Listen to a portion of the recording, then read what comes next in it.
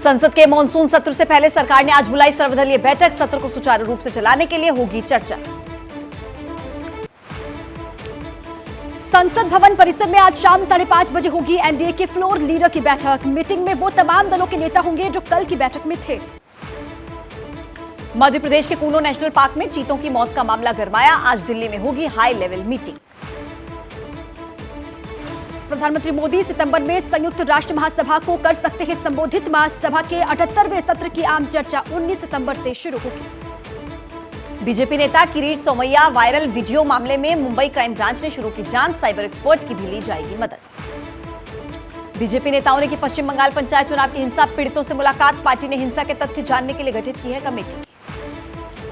चुनाव में गड़बड़ी को लेकर बीजेपी निकालेगी मार्च। कोलकाता पुलिस ने नहीं दी मार्च की परमिशन। बीजेपी बोली तय समय पर निकलेगी रैली।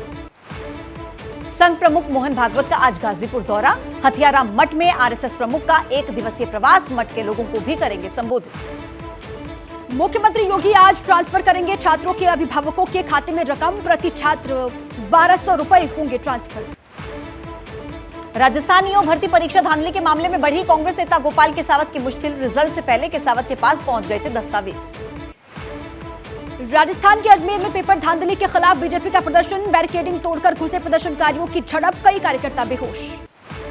टोंक में आज आरएलपी सुप्रीमो हनुमान बेनीवाल की हल्ला बोल रैली। बजरी माफियाओं के विरोध में रैली का आयोजन।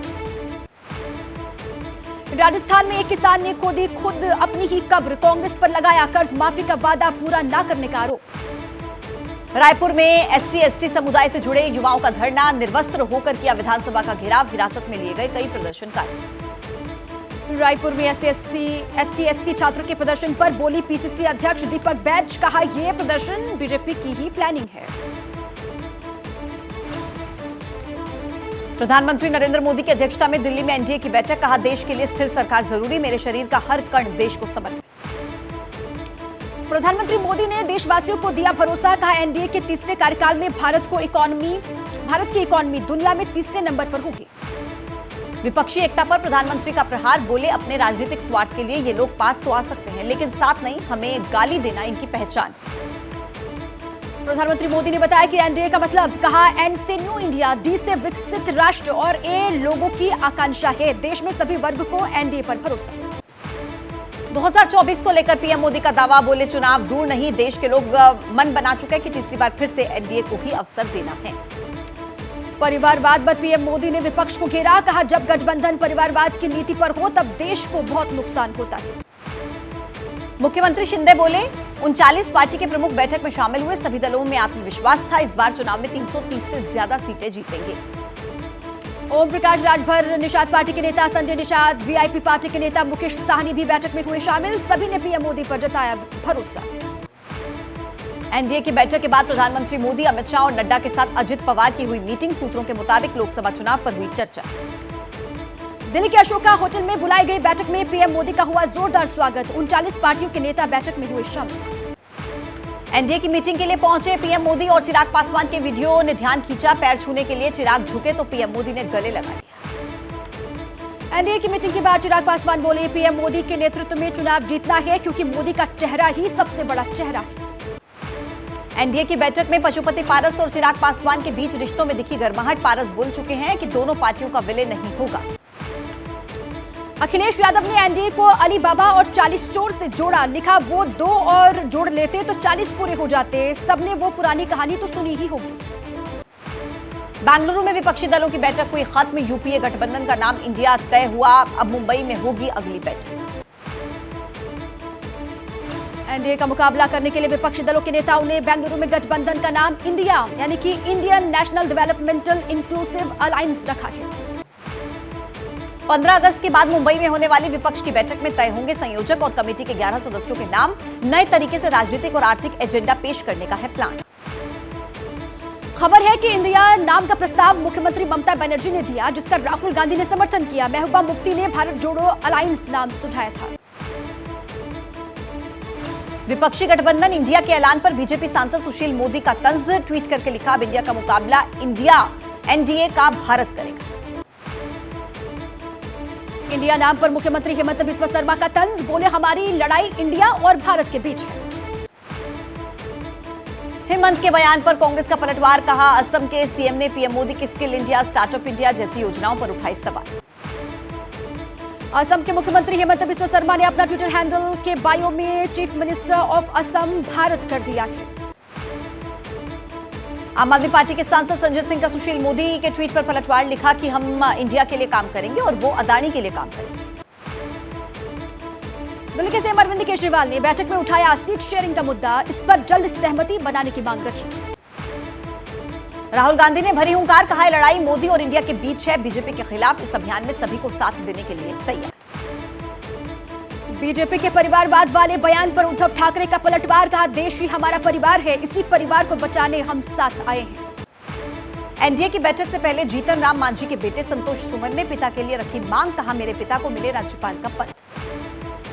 भोपाल में राहुल सोनिया के विमान की इमरजेंसी लैंडिंग, तकनीकी खराबी के बाद राजा भोज एयरपोर्ट पर उतारा गया विमान। विपक्ष की बैठक पर एआईएम नेता वारिस पठान का प्रहार, बोले गैर बीजेपी दलों को मुसलमानों का सिर्फ वोट चाहिए, नुमाइंदे नहीं। सीमा हैदर से यूपी एटीएस की पूछताछ लगातार जारी, 2 दिनों में यूपी एटीएस ने सीमा हैदर से 17 घंटे तक की पूछताछ। पाकिस्तान के कराची में सीमा हैदर और उसके 4 बच्चों की गुमशुदगी की रिपोर्ट, सीमा हैदर के ससुर की तरफ से दर्ज करवाई गई थी एफआईआर। सीमा हैदर के अवैध एंट्री पर उठ रहे सवाल, नेपाल से लगती सीमा पर एबीपी न्यूज का रियलिटी चेक, बगैर पूछताछ के एंट्री करते दिखे कई लोग। दिल्ली में खतरे के निशान से नीचे आया यमुना का जलस्तर, 8 दिन के बाद खतरे के निशान से नीचे आई यमुना नदी। दिल्ली के एलजी वीके सक्सेना ने किया बाढ़ प्रभावित इलाकों का दौरा, ट्रैक्टर पर बैठकर निरीक्षण किया। उत्तराखंड के श्रीनगर में डैम से पानी छोड़े जाने के बाद उफान पर गंगा, जलस्तर चेतावनी रेखा के पार, अलर्ट पर एसडीआरएफ। हरिद्वार में गंगा का जलस्तर बढ़ा, खतरे के निशान से 1 मीटर नीचे बह रही है गंगा। भीमगोड़ा बैराज पर अभी 293 मीटर है गंगा का जलस्तर। देहरादून में बारिश की वजह से गिरी 4 दुकानें, रायपुर क्षेत्र के शांति विहार में 4 मकान भी हुए ध्वस्त। टनकपुर में उफान पर शारदा नदी, बैराज से लगते इलाके में जारी हुआ रेड अलर्ट, बैराज पुल से नेपाल के लिए आवाजाही बंद। रुद्रप्रयाग के फाटा में होटल के ऊपर गिरा मलबा, होटल के 2 कर्मचारी घायल, रेस्क्यू टीम ने कर्मचारियों को पहुंचाया अस्पताल। हिमाचल में 1 हफ्ते तक सक्रिय रहेगा मानसून, सिरमौर, कांगड़ा, कुल्लू, शिमला, चंबा और हमीरपुर में भारी बारिश की आशंका।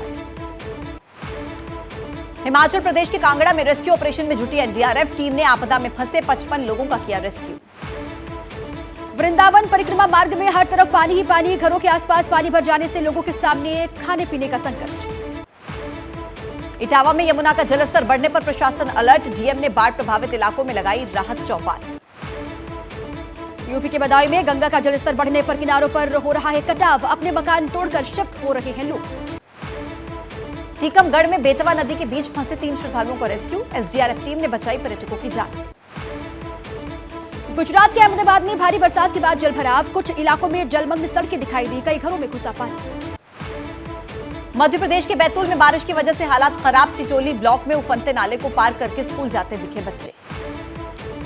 छत्तीसगढ़ के राजनांदगांव में उफान पर शिवनाथ नदी, जलस्तर बढ़ने पर भी नदी के बीच जाकर मौज मस्ती करते हुए लोग दिखाई दिए। गुजरात के राजकोट में लगातार हो रही बरसात से शहर में जगह जगह हुआ जल जमाव, 70 लोगों को सुरक्षित रेस्क्यू किया गया। सामाजिक कार्यकर्ता तीस्ता सीतलवाड़ की याचिका पर आज सुप्रीम कोर्ट में सुनवाई, गुजरात दंगों के मामले में कोर्ट में झूठे सबूत पेश करने का आरोप। दिल्ली शराब घोटाले में फंसे मनीष सिसोदिया की न्यायिक हिरासत आज खत्म, राउज एवेन्यू कोर्ट में ऑनलाइन होगी पेशी।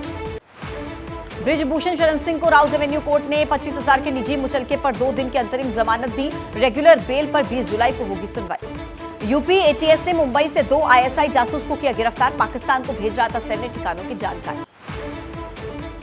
एमपी के शिवपुरी में दलित महिला सरपंच से दबंगों ने की मारपीट, 3 आरोपी गिरफ्तार, SC/ST एक्ट के तहत कार्रवाई।